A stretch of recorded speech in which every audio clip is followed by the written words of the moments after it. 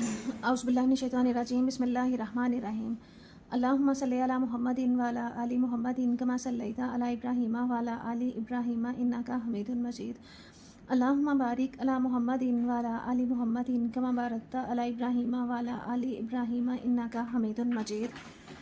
आज हम स्टार्ट करेंगे एक्सरसाइज चैप्टर नंबर है हमारे पास 11 इंफॉर्मेशन हैंडलिंग।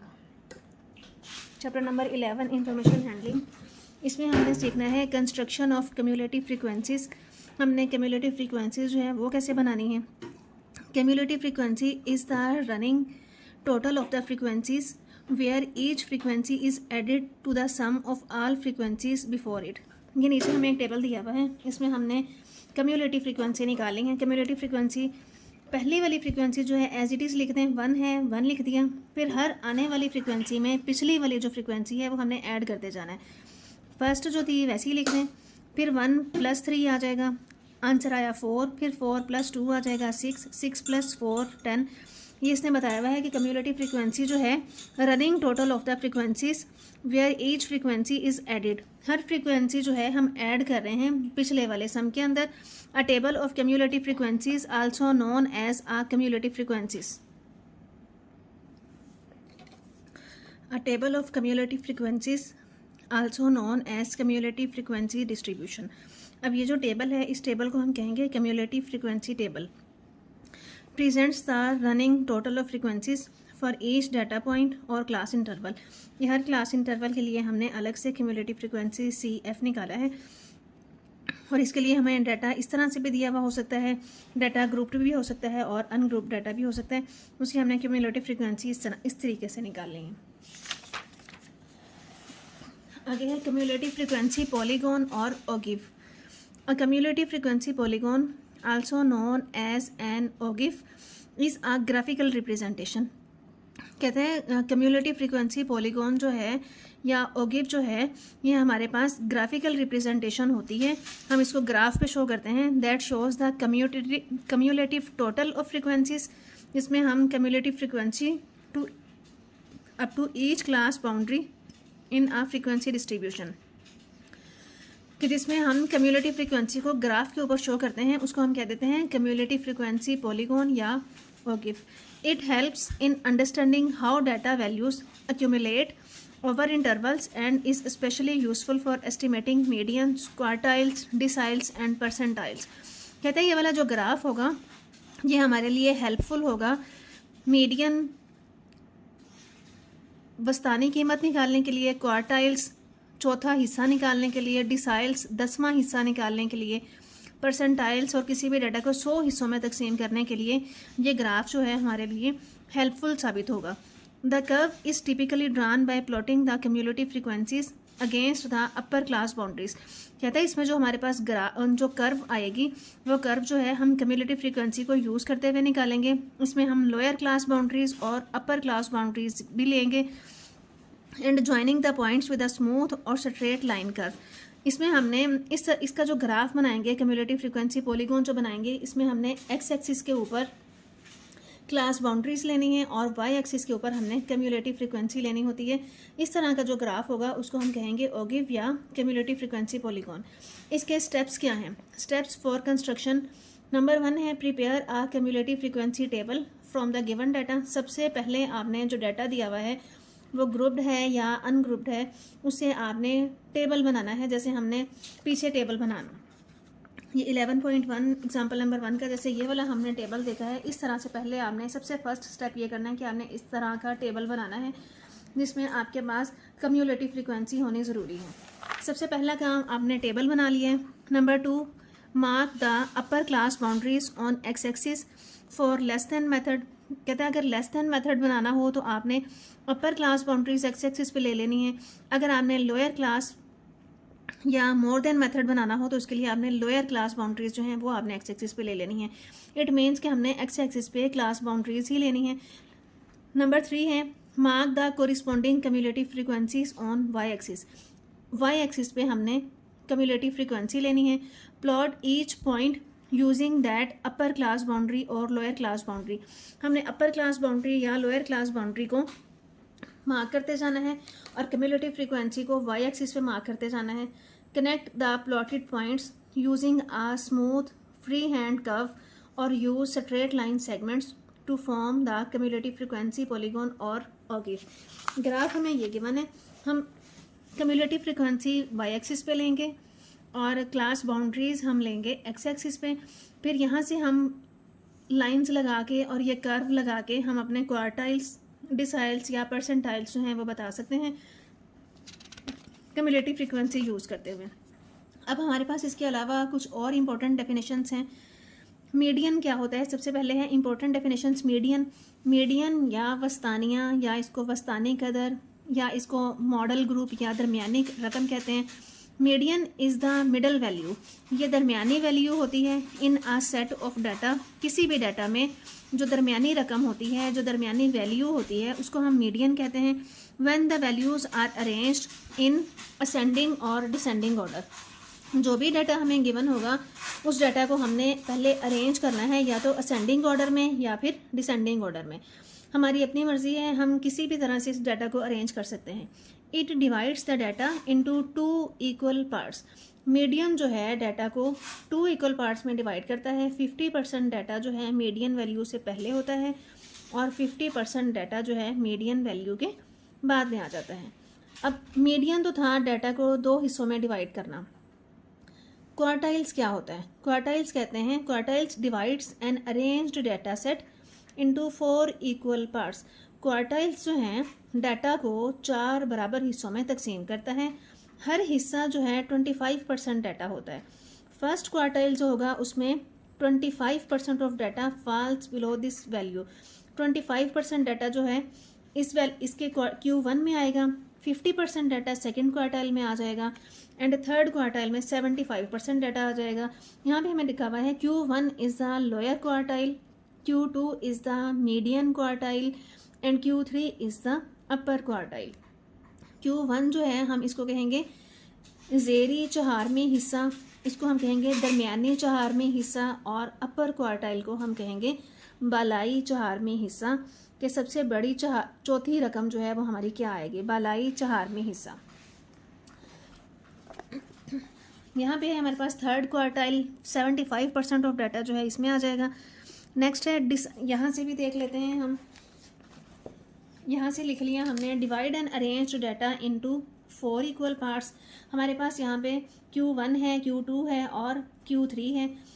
50% डाटा पे हम कर देंगे Q1, जब 25% डाटा पे Q1, 50 पे आ जाएगा Q2, 75 पे आ जाएगा Q3। ये हमने फाइंड आउट कैसे करना है, इसका क्या फॉर्मूला है हमारे पास। Q1 जब हमने निकालना है तो ये इक्वल होता है n/4। Q1 इज इक्वल होगा n/4, Q2 इज इक्वल होगा 2n/2। हम दूसरा क्वार्टाइल ले रहे हैं तो 2n/4, 2 से 2 कैंसिल कर दें तो n/2 हमारा आंसर आ जाएगा। Q3 जो है थर्ड क्वार्टाइल 3n/4। इसके अलावा एक और हम टर्म यूज़ करेंगे यहाँ पे, इस टर्म है IQR। IQR भी हमें फाइंड आउट करने के लिए कहा हुआ है एक्सरसाइज में। ये क्या चीज़ होती है, इंटर क्वार्टाइल रेंज या अंदरूनी चहारमी हिस्सा की साथ R से रेंज होता है। तो IQR इंटर, Q से क्वार्टाइल, R से रेंज, इंटर क्वार्टाइल रेंज। ये किसके इक्वल होता है, ये बराबर होता है Q3 - Q1। ये फार्मूला याद रखना है, यही वाला हमने फार्मूला लगा के क्वेश्चन नंबर 1 में IQR निकालना है। नेक्स्ट है डिसाइल्स क्या होते हैं। डिसाइल्स हम बुक से भी देख लेते हैं। डिसाइल्स बुक पे दिया हुआ है कि किसी भी अरेंज्ड डाटा को 10 इक्वल पार्ट्स में डिवाइड करना क्या कहलाता है, डिसाइल्स। डाटा को 10 हिस्सों में तकसीम करना डिसाइल्स कहलाएगा। ये हमारे पास होगा D1 से लेके D9 तक। क्वार्टाइल थे 4 हिस्सों में तकसीम किया था, Q1, Q2, Q3। डिसाइल्स जो हैं 10 हिस्सों में तकसीम करना है और हमारे पास वैल्यूज़ आएंगी D9 तक। सेम इसी तरह से परसेंटाइल है। परसेंटाइल जो है divides an arranged data into 100 equal parts. 100 बराबर हिस्सों में किसी भी डाटा को तकसीम करना जो है परसेंटाइल कहलाता है। हर हिस्सा जो है 1% डाटा पे मुश्तमिल होगा। इसमें हमने P1 से लेके P99 तक पार्ट्स जो हैं वो कर सकते हैं। अब ये है इंटर क्वार्टाइल रेंज। ये क्या होता है, is measure of spread that represents the distance between, ये हमें फासला बताता है Q1 क्वार्टाइल से लेके Q3 क्वार्टाइल तक कितना डिस्टेंस है। It is calculated as Q3 minus Q1, ये हमारे पास आ गया। अच्छा जी, अब डिसाइल्स का फॉर्मूला उसने यहाँ नहीं लिखा हुआ, वो हम यहाँ से देख लेते हैं। डिसाइल्स हमारे पास बराबर होते हैं, जनरल फॉर्मूला है डी के इज इक्वल के एन ओवर 10। डिसाइल्स मतलब हमने 10 बराबर हिस्सों में तकसीम करना है, इसलिए ओवर 10 है। जब हमने D1 निकालना है, D1 जो है 10% डाटा होगा, 20%, 30%, 40% एंड D5 पे 50% डाटा हो जाएगा, मतलब मीडियन आ जाएगा, उसका वस्तानिया आ जाएगा, दरमियानी वैल्यू, दरमियानी कदर आ जाएगी। देखें 4 वैल्यूज़ जो हैं मीडियन से ऊपर हैं और 4 ही वैल्यूज़ मीडियन से नीचे हैं। फर्ज कर लें हमने फर्स्ट डिसाइल निकालना है, तो के की जगह पे हमने यहाँ 1 पुट किया, यहाँ के की जगह पे 1 किया, n/10 आ जाएगा। D2 निकालना है हमने, D2 आ जाएगा 2n/10। D6 निकालना है 6n/10। D9 निकालना है 9n/10। तो ये हमारा है फॉर्मूला, डी के इज इक्वल के एन ओवर 10। इसको आप अपने बुक्स पे नोट कर लें, डी के इज इक्वल के एन ओवर 10। इसी तरह से हमारे पास है परसेंटाइल। परसेंटाइल में हमने कहा था कि डाटा को 100 बराबर हिस्सों में तकसीम करना जो है कहलाता है परसेंटाइल। डाटा को 100 बराबर हिस्सों में तकसीम करना परसेंटाइल। हर हिस्से में 1% डाटा होगा, इसमें वैल्यूज़ होंगी P1 से लेके P99 तक। इसमें जब P25 हो जाएगा तो हम इसको Q1 कह देंगे कि आधा हिस्सा हो गया है, चौथा हिस्सा जो है हो गया। P50 पे हो जाएगा हमारा मीडियन, और P75 पे हम कह देंगे Q3 या थर्ड क्वार्टाइल के इक्वल होगा। इसमें हमारे पास फॉर्मूला है पी के इज इक्वल के एन ओवर 100। अब हमने 100 हिस्सों में बराबर तकसीम करना था, तो डिवाइडेड बाय 100 है। डिसाइल्स में हमने डिवाइडेड बाय 10 किया था। जब हमने P50 निकालना है तो 50n/100 आ जाएगा। P75 निकालना है तो 75n/100 हो जाएगा।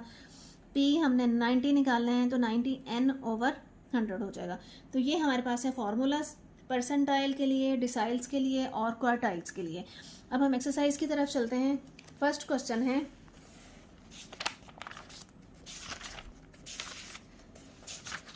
सबसे पहला सवाल है, following frequency distribution represents the achievement of a students group upon a memory test. हमें कुछ डाटा दिया हुआ है, हमने इसका plot cumulative frequency graph of group scores, हमने क्यूमुलेटिव फ्रीक्वेंसी ग्राफ बनाना है, और इसके अलावा हमने मीडियन बताना है, लोअर क्वार्टाइल बताना है। लोअर क्वार्टाइल अब याद रखिएगा Q1 को कहते हैं, अपर क्वार्टाइल जो है Q3 को कहते हैं, और Q2 जो है उसको हम मीडियन कहते हैं। D3 निकालना है, P90 निकालना है, and inter quartile range IQR निकालना है हमने। तो डाटा हमें ये गिवन है। क्वेश्चन नंबर 1 है हमारे पास, ये हमें डाटा गिवन है। इस डाटा में से हमारे पास फ्रीक्वेंसी है 3, 12, 15, 23, 12, 8 और 7। यहाँ से n हमारे पास है, सम ऑफ f है, हमें टेबल में गिवन है 80। तो ये वाली वैल्यू जो है हमें नंबर ऑफ़ स्टूडेंट्स बुक पे गिवन थे 3, 12, 15, 23, 12। ये हमने टेबल बना लिया यहाँ पे, ये टेबल है हमारे पास। इस टेबल से हमने क्यूमुलेटिव फ्रीक्वेंसी निकालनी है। अब CF या क्यूमुलेटिव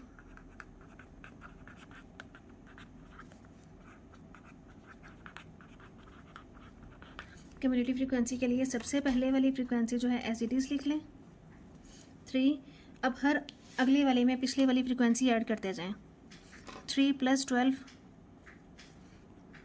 15, 15 + 15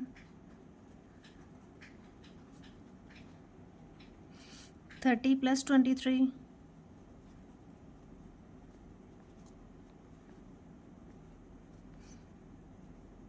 53 + 12 65 + 8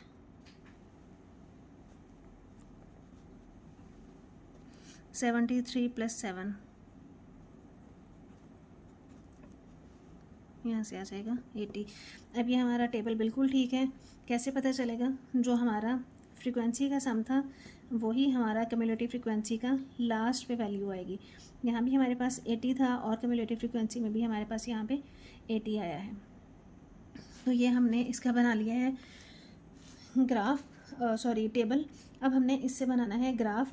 ग्राफ बनाने के लिए हमने लेना है, साथ ही ये भी निकाल लेते हैं वैल्यूज़ Q1 Q2, और इनको हमने ग्राफ पे शो करना है। ये हमारे पास है। हमें सेकंड पार्ट में कहा हुआ है मीडियन निकालें। मीडियन कहते हैं Q2 को, लोअर क्वार्टाइल कहते हैं Q1 को, अपर क्वार्टाइल Q2 को, और ये है डिसाइल 3 निकालना है, परसेंटाइल 90 निकालना है, इंटर क्वार्टाइल रेंज IQR निकालना है। तो हम चलते हैं Q1 Q2 और Q3 निकालते हैं। पहले Q1 है हमारे पास n/4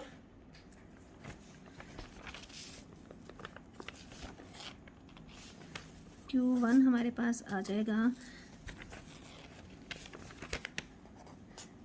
n/4। तो n जी हमारे पास था टोटल 80/4, तो ये आ जाएगा 20। Q1 हमारे पास आ जाएगा 20। यहाँ से हम यहाँ पे वैल्यूज़ लिखते जाते हैं, फिर हमने इनको ग्राफ पे भी शो करना है। सेकंड क्वार्टाइल लिख लेते हैं, जिसको हम मीडियन भी कहते हैं। ये इक्वल होता है n/2 के। n है हमारे पास 80/2, ये आ जाएगा 40। तो मीडियन आ जाएगा हमारा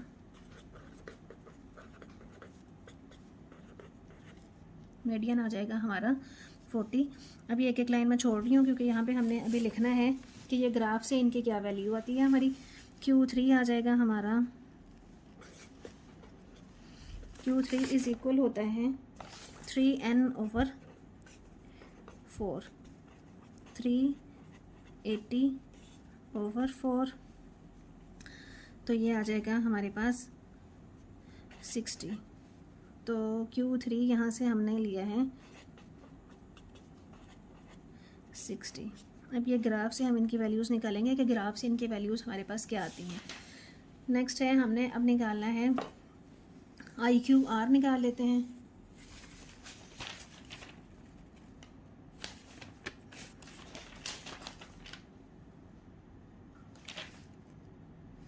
IQR हमें ग्राफ से जब वैल्यूज़ मिल जाएंगी तब निकलेगा।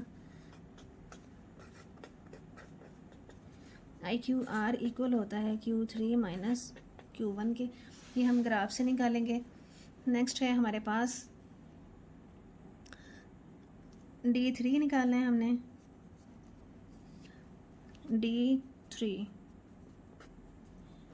D3 में हमारे पास आ जाएगा 3n/10। 3n है हमारे पास 80/10, तो यहाँ से आ जाएगा 24। तो D3 हमारे पास आया है 24। अब सेम इसी तरह से हमने निकालना है P90। तो 90 पे हमारे पास आ जाएगा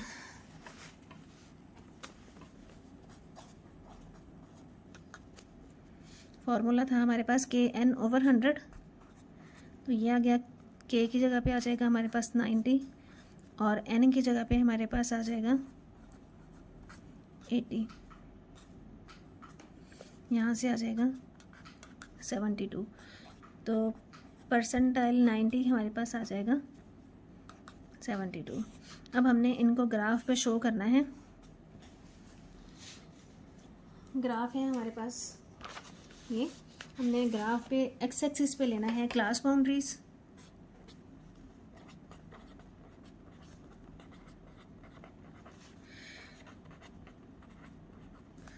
और वाई एक्सिस पे हमने लेना है कम्युलेटिव फ्रीक्वेंसी CF। तो यहाँ से मैं ले रही हूँ 10 20,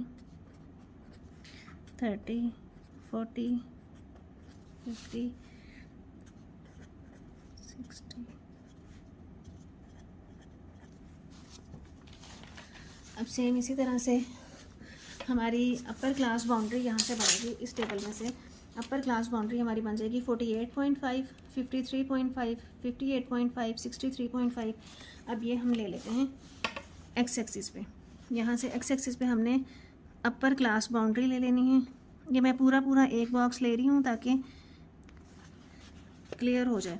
अब देखें 48.5 है, 48.5। नेक्स्ट है 53.5, नेक्स्ट 58.5, 63.5, 68.5, 73.5, लास्ट वैल्यू है 78.5 इस पॉइंट पे। अब क्या हमने ले ली है सारी क्लास बाउंड्रीज एक्स एक्सिस पे और वाई एक्सिस पे हमने। अब हम ग्राफ की तरफ चलते हैं। तो ग्राफ में हमने क्लास बाउंड्रीज एक्स एक्सिस पे ले ली हैं और क्लास फ्रीक्वेंसी हमने वाई एक्सिस पे ले ली है। अब इसमें हमारे पास सबसे पहली वैल्यू है, सबसे फर्स्ट वैल्यू है 3 और 48.5।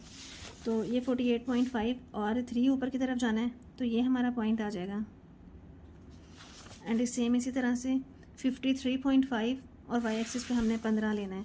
53.5, 11, 12, 13, 14, 15 ये हमारा पॉइंट आ जाएगा।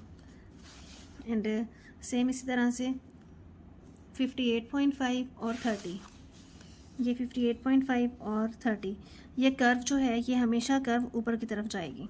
यो 53.5 और ये 63.5 और 53, 63.5 और 53, ये 63.5 और ये 50, 51, 52, 53।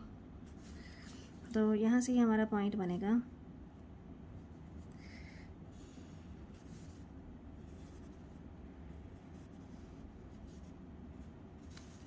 एंड सेम इसी तरह से यहाँ से ये हमारा पॉइंट है, यहाँ से ये हमारा पॉइंट था, ये पॉइंट था और यहाँ से ये पॉइंट था। तो अब नेक्स्ट है हमारे पास 68.5 और 65, ये 68.5 और नेक्स्ट है 65। ये है हमारे पास 60, 61, 62, 63, 64 और ये 65। तो यहाँ से ये कर्व जाएगी यूँ और है 73.5 और 73, ये 73.5, ये 71, 2 और ये 73। तो यहाँ से इस कर्व को यूँ ले जाएं और यहाँ से हमारे पास आ जाएगा 78.5 और 80। अब 78.5 ये इसी लाइन के ऊपर है और 80 ये है। तो ये हमारी लाइन आ जाएगी, ये हमारी पूरी कर्व बन जाएगी। तो ये हमारा आ गया है कर्व।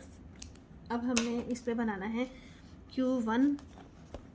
ये हमने बना लिया है ग्राफ कम्युलेटिव फ्रीक्वेंसी और क्लास बाउंड्रीज यूज़ करते हुए। अब हमारे पास थे क्वार्टाइल्स, Q1 है, Q2 है, Q3 है। हमने इनको ग्राफ के ऊपर शो करना है। Q1 है 20, Q1 है 20। अब हमने ये जो 20, ये 40 और इसके अलावा ये हमारे पास वैल्यू आई थी 60, इन वैल्यूज़ को हमने क्लास बाउंड्रीज़ को कम्युलेटिव फ्रीक्वेंसी के ऊपर देखना है। और हमने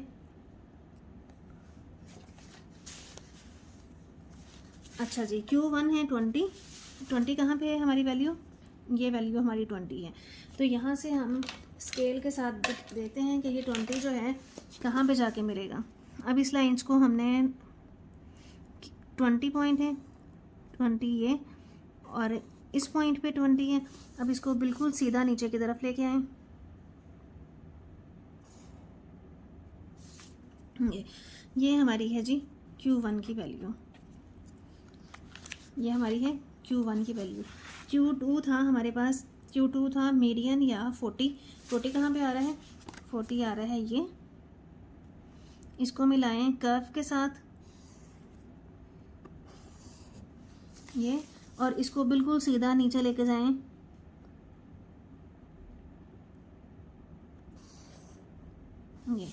ये पॉइंट है हमारा मीडियन पॉइंट या Q2, ये हमारा पॉइंट है Q2 या मीडियन पॉइंट। थर्ड वैल्यू है हमारी Q3 इज इक्वल 60 वैल्यू कहाँ है, 60 है ये। तो इसको मिलाएं, Q3 है हमारे पास 60 को बिल्कुल सीधा नीचे लेके जाएं।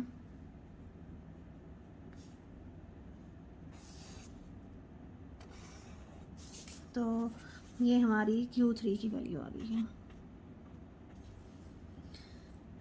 अब सेम इसी तरह से नेक्स्ट है हमारे पास D3, डिसाइल 3 जो है वो 24 पे है। 24 कहाँ पे है जी, ये है हमारा 20, यहाँ से हम 21 2 3 1 2 3 4 यहाँ पे आ रहा है 24। तो यहाँ से इस लाइन को मिलाएं, इसीलिए आपने बिल्कुल पूरा बॉक्स ही ले लेना है ताकि किसी किस्म की भी कोई मुश्किल ना हो। अब ये हम लगा रहे हैं, अब ये हमने लिया है D3, ये वाली जो लाइन है ये लाइन है D3 की। एंड सेम इसी तरह से नेक्स्ट हमने लिया था P90 हमने लिया था, P90 हमने लिया था 72 पे। तो 72 लाइन देखें कहाँ पे है, ये है हमारा 70 71 72, मतलब ये वाली जो लाइन है ये 72 की लाइन है।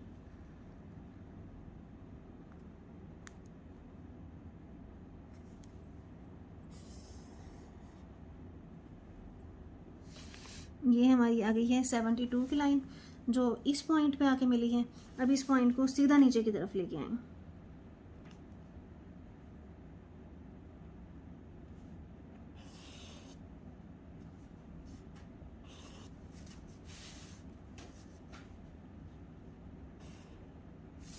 ये वाला जो हमारा पॉइंट था ये हमने लिया था परसेंटाइल, ये हमने लिया था P90। अब हम इनकी वैल्यूज़ देख लेते हैं कि इनकी वैल्यूज़ क्या आई हैं। अब हमने ग्राफ पे तो इनको शो कर लिया है, Q1 है, Q2 है, Q3 है, D3 है, और यहाँ से हम देखें, यहाँ से हम हमारी दो वैल्यूज़ छोड़ के यहाँ पे 48 है, ये हमारा आ जाएगा 49, यहाँ से हमारा आ जाएगा 50, ये 51, ये 52 और ये 53। सेम इसी तरह से दो डब्बे छोड़ के हमारा नेक्स्ट वैल्यू बन रही है। ये 53 है, 54, दो छोड़ के यहाँ पे 55, 56, ये आ गया 57 और ये आ गया हमारा 58। नेक्स्ट हमारे पास इसी तरह दो वैल्यू से जाएंगे, 58 है, 60, 61, 62 एंड दिस इज़।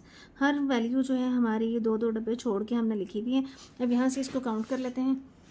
हमने Q1 की वैल्यू निकाली है, Q1 की वैल्यू हमारे पास आ जाएगी यहाँ से 53.5 है, यहाँ पे आ गया 54.5 और ये हमारा आ जाएगा 55.5। तो यहाँ से हम लेंगे वैल्यू हमारे पास आ जाएगी 55.5। Q2 जो है हमारा देखें 58.5 है, 58, 59, 60 और ये 61.5। Q2 हमारा आ जाएगा 61.5।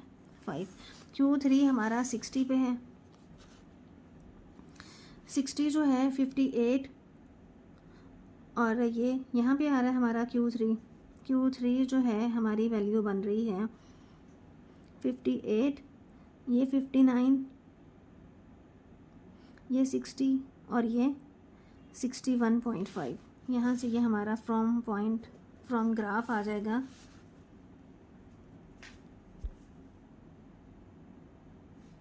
Q3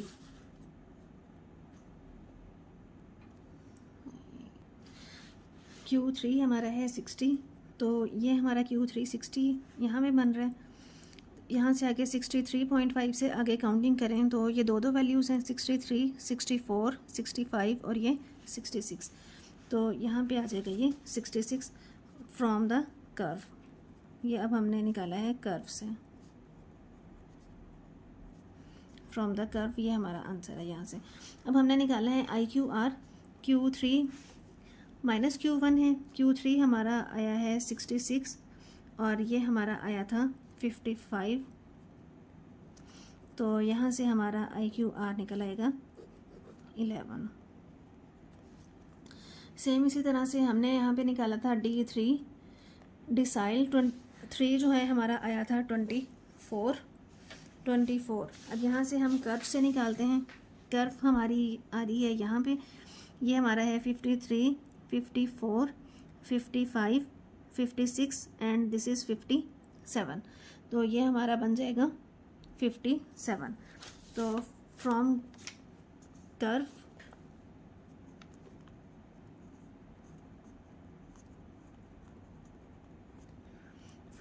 D3 हमारा आ जाएगा 57। अब इसी तरह से हमने कर्व से वैल्यू निकालनी है P90 की।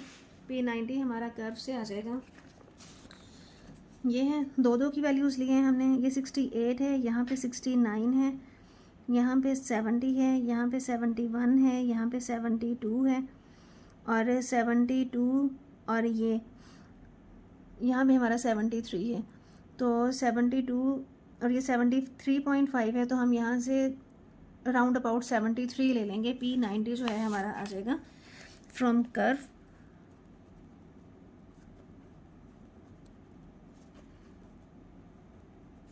P90 हमारा आ जाएगा 73। ये हमारे आंसर्स हैं।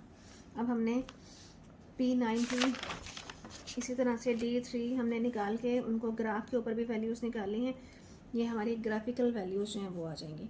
उम्मीद है आपको बहुत अच्छे से समझ आ गई होगी। वीडियो को लाइक कर दें, चैनल को सब्सक्राइब कर दें। Thank you so much and अल्लाह हाफिज़।